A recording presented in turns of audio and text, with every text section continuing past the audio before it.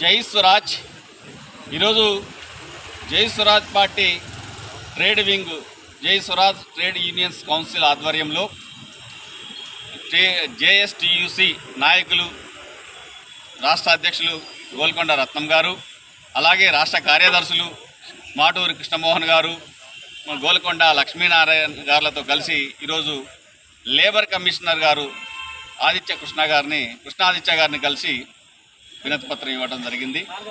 రాష్ట్రంలో అనేక లక్షల మంది భవన నిర్మాణ రంగంలో పనిచేస్తున్నారు.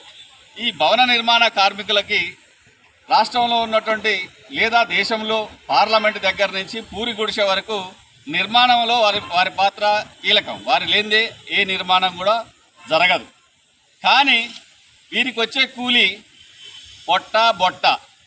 బట్టకు తప్ప సరిపోవట్లేదు. పిల్లల చదువులు, ఇంకా అనారోగ్య పరిస్థితులు అయితే వారి పరిస్థితి చాలా దుర్భరంగా ఉంది.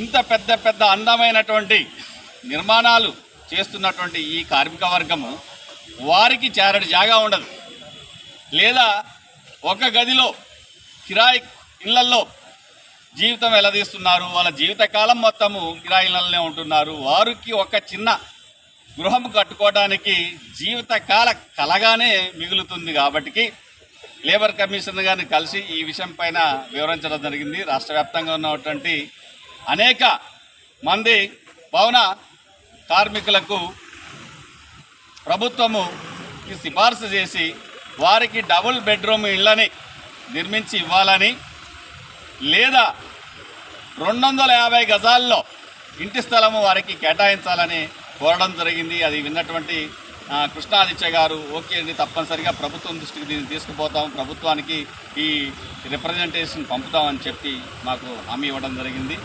జై స్వరాజ్, జై స్వరాజ్, జై స్వరాజ్, జై స్వరాజ్.